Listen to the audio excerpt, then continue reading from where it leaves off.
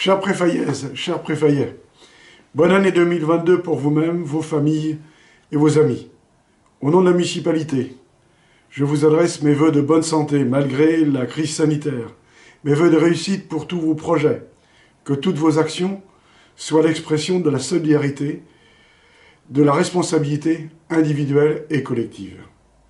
Cette année à nouveau, nous avons dû annuler la cérémonie des vœux, comme dans de nombreuses communes, en raison du développement de la cinquième vague de la pandémie. Cette mesure de prudence ne doit pas nous empêcher de vivre, même perturbés. Nous devons maintenir le lien social, la vie économique et associative de notre commune.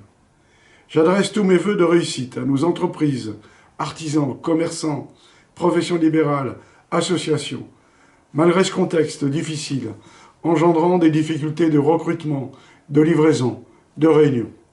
En 2022, que nos enseignants puissent continuer, comme ils le font depuis 2 ans, à accueillir les enfants de la commune à l'école des Petits Mousses. Enfin, vous pouvez compter, lors de cette année nouvelle, sur le dévouement et l'engagement de vos élus du conseil municipal et des agents d'administration communale pour assurer la continuité du service public et la mise en œuvre des projets communaux.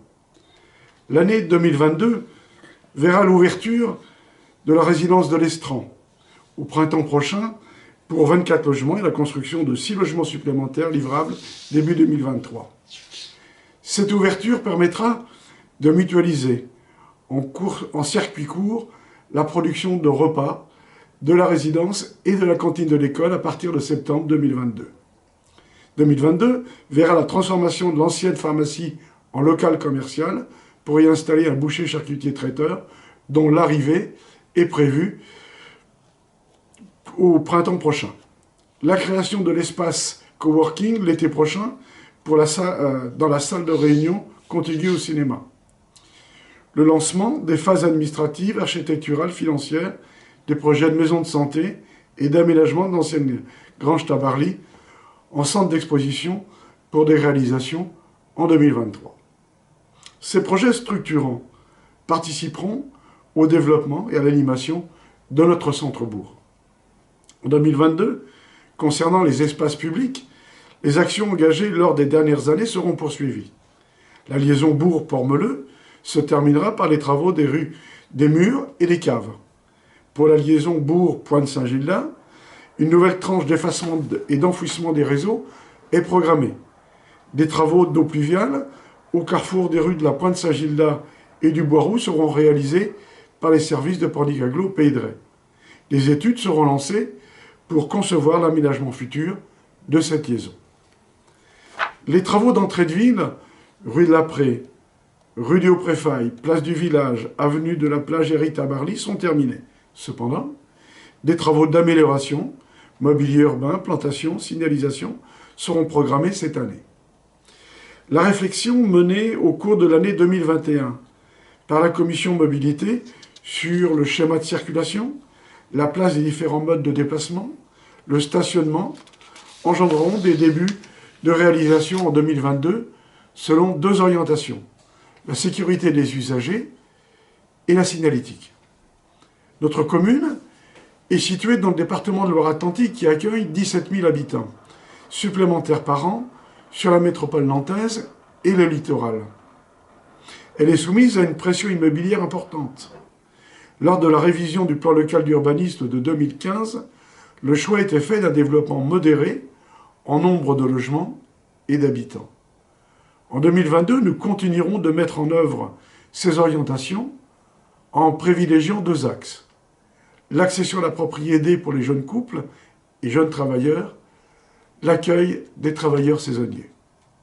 L'étude sur le schéma de développement de la Pointe-Saint-Gildas sera poursuivie.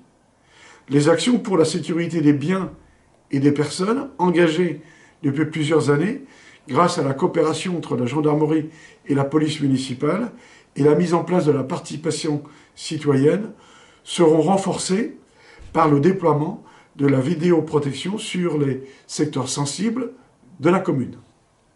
Concernant nos espaces naturels, 2022 marquera une étape importante dans leur gestion.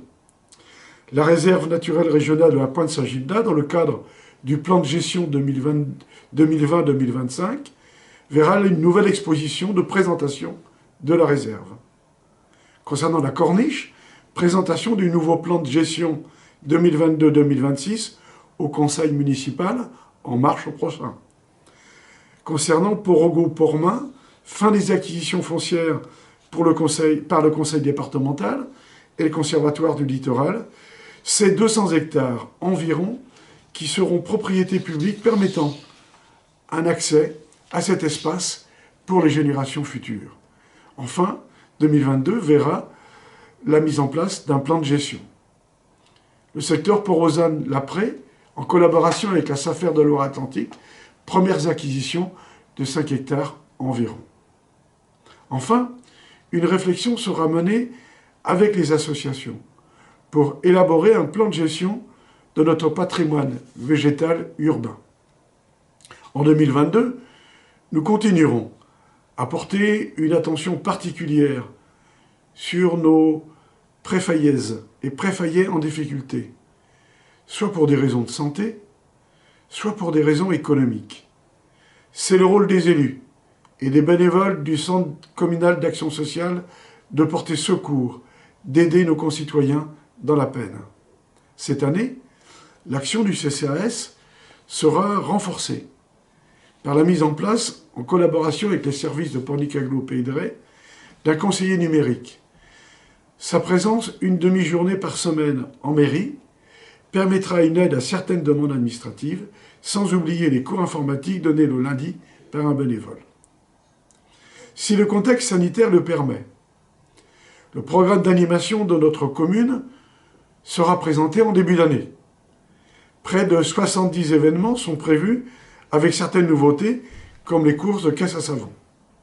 Ce programme a été conçu par la commission animation avec des objectifs suivants.